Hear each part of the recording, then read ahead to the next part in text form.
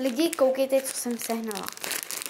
Jo, zase, že ne každý, ale prostě dneska si jdeme z mojí šikovnosti, což já nemám šikovnost vůbec, udělat čínskou polívku. Jo, prostě je to nějaká takováhle, nějakou jsem čapla. Stále mě 18 korun. Jdeme na ní. Jinak tu budou různé zvuky, protože vedle opravujou barák. Tak jo, jdeme si ji načít. No, krásné, takže co tu máme? Polívku.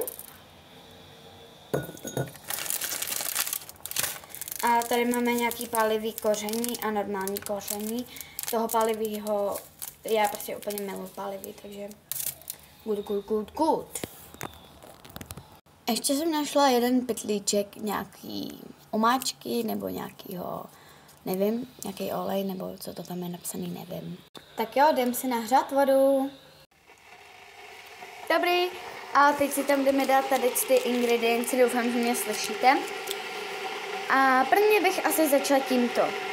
Jo, takže jdeme si to společně rozbalit. Tak jo, mačkame.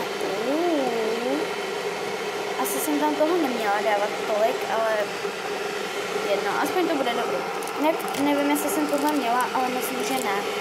Teď koření, já jen doufám, že to bude dobrý. Ježiš. No, asi celý to tam mám dát, ne? Nebo nevím. Aby to nebylo moc koření. No, to asi stačí, potom se tam když tak přidám.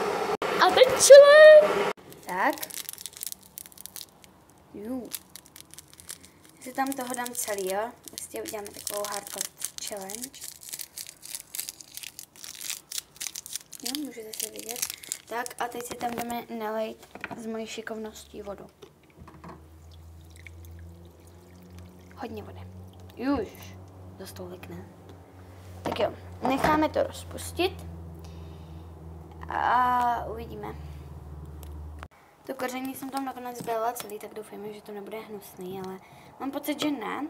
Ještě vám teda ukážu, jak to teda vypadá. Takhle by to mělo vypadat. Já prostě nějaký tady to.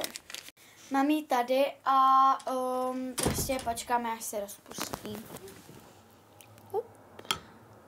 Jinak jíte čínskou polívku vedlečkou nebo žlicí? Třeba moje kámoška jí prostě vedlečkou. Jo. Tak jo, máme to hotový. A je to mega dobrý a moc vám to doporučuji. A jestli chcete další, tak nějakou koupím a uděláme si ji spolu. Bye a moc děkuju. Dejte like a odběr. No hlavně. Čau.